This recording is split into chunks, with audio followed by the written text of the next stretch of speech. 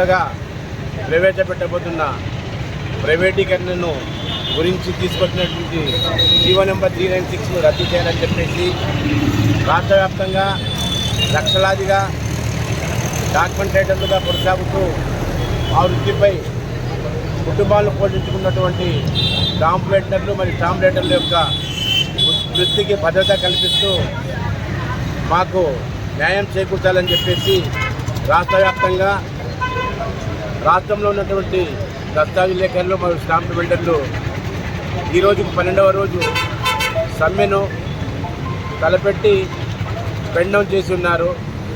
అయినప్పటికీ ప్రభుత్వం మా గురించి ఏమి పట్టించుకోవడం లేదు. అసలు ప్రైవేటీకరణ చేయడం వల్ల ప్రభుత్వానికి ఏం వరకుందో తెలియదు, కానీ ఈ ప్రైవేటీకరణ వల్ల దస్తావేజుల రాసుకునే విషయంలో అవకతవకలు జరిగి ప్రజల ఆస్తులకు భద్రత లేకుండా పోయే అవకాశం ఉంది.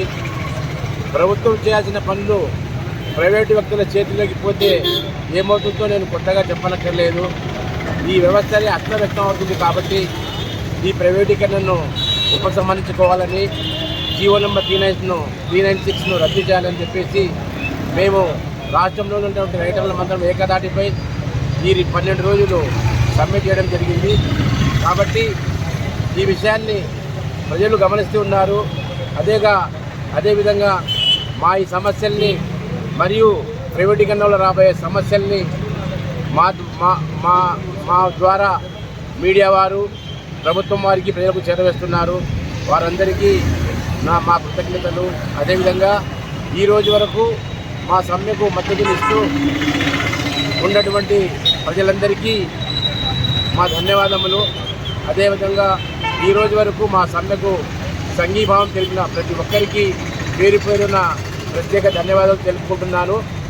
ఈ విషయం ప్రభుత్వం ఒకసారి ఆలోచించాలని, ఈ మా వృత్తిపై ఆధారపడినటువంటి లక్షలాది కుటుంబాలకు తోడ్పాటునివ్వాలని చెప్పేసి పదే కోరుకుంటున్నాం.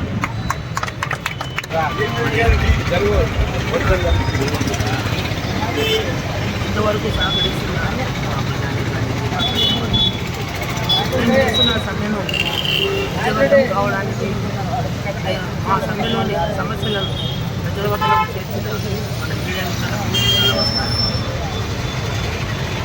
వీటిలో ఒకటి మనకు చెప్పాలంటే, ప్రభుత్వానికి హెచ్చరించిందంటే ఇది అంతం కాదు, ఆరంభం మాత్రమే.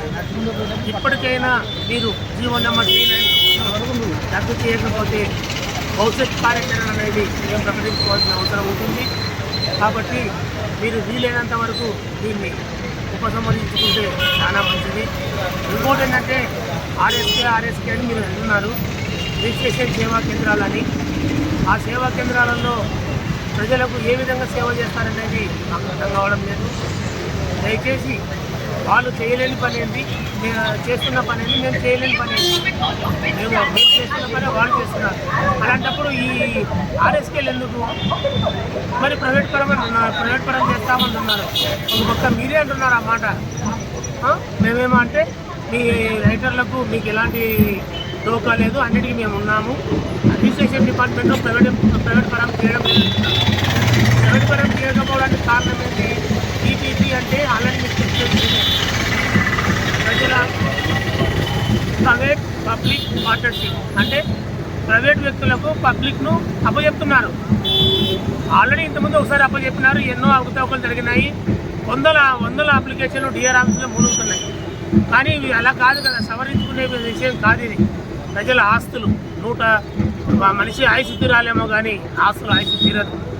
కాబట్టి దయచేసి మీరు ఇప్పటికైనా ఈ జీవో నెంబర్ 396ను ఉపసంహరించుకుంటే చాలా మంచిది. లేదంటే మా సమ్మెను తీవ్రతరం చేయాల్సి వస్తుందని ఇది మూలకంగా పత్రికా విలేకరుల మూలకంగా మేము తెలియజేస్తున్నాము.